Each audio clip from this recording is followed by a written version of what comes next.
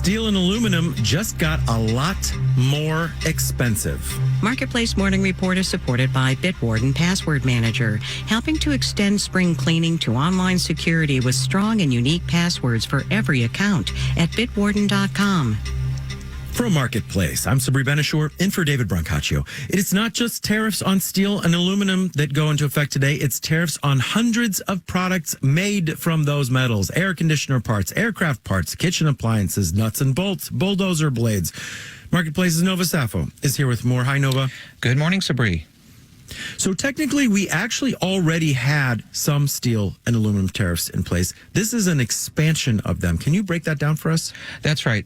These tariffs date back to the first Trump administration, steel and aluminum tariffs.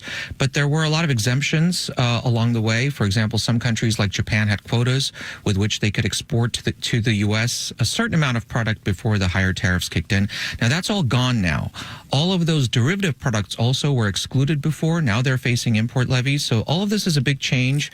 Analysis from the Boston Consulting Group found that the new tariff rules more than double the amount of steel imports alone, Sabri, which are facing new import taxes.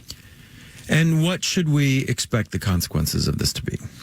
Well, President Trump says he's seeking to bring more manufacturing to the U.S. to expand steel and aluminum factories, but also others, such as in auto manufacturing. Now, that Boston Consulting Group analysis I mentioned does find that these tariffs are going to impact the manufacturing and construction industries the most. Interestingly, when it comes to the broader economy, S&P Global predicts that the impacts will be relatively negligible on prices overall, but a very significant impact on specific industries like automakers. Big caveat in all of this, Sabri, is that analysis has not yet considered the impacts of retaliatory tariffs from other countries, and the EU has already announced that they will impose some. All right, Marketplace's Nova Safo, thank you so much. You're welcome. One of the most critical pieces of data about the economy we can get right now comes out later this morning. We're talking about inflation, the Consumer Price Index for February. Economists are hoping inflation will come in cooler from an unpleasantly hot number in January. Marketplace's Nancy Marshall-Genzer has more.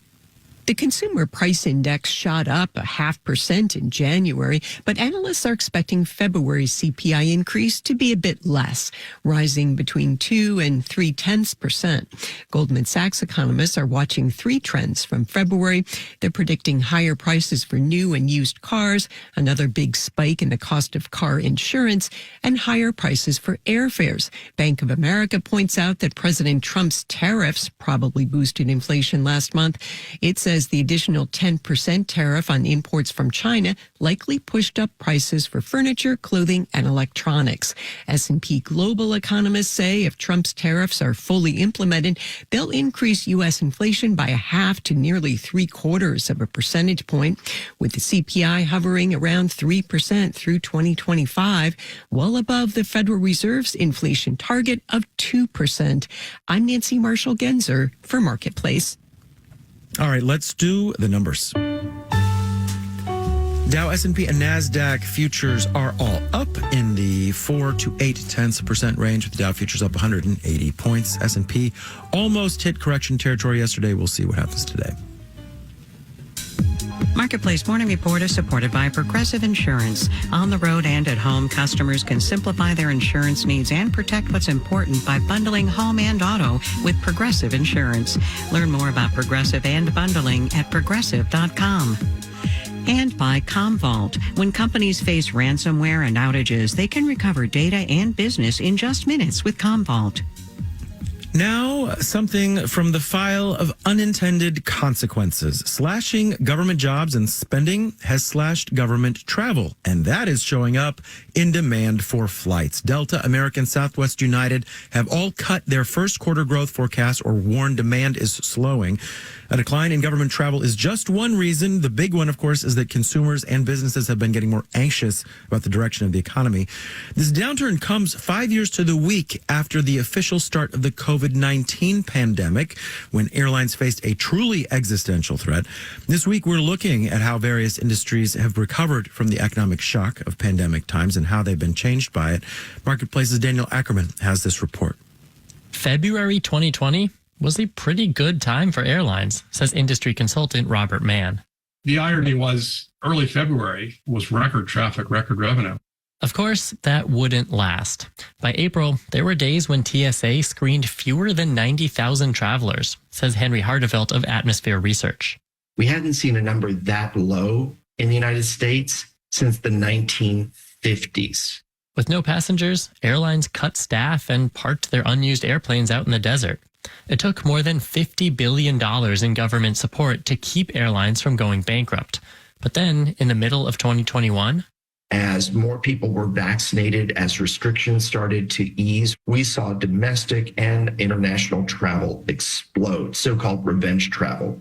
people wanted to get back out there and see their friends and family, says Nicholas Rupp, an economics professor at East Carolina University.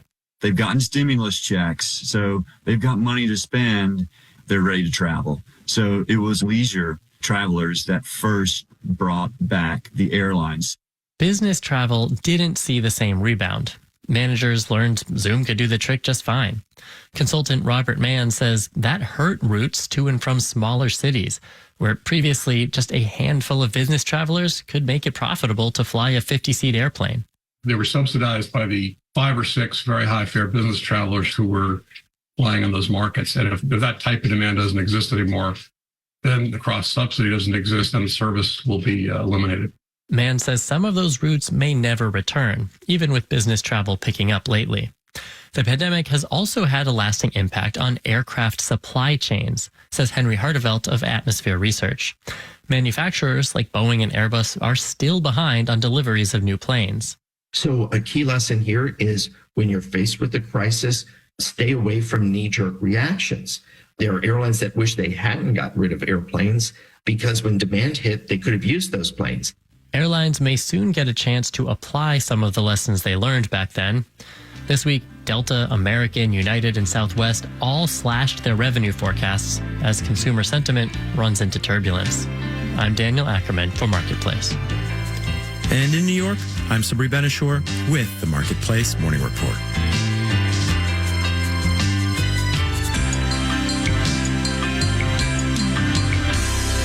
From 8 p.m., American Public Media.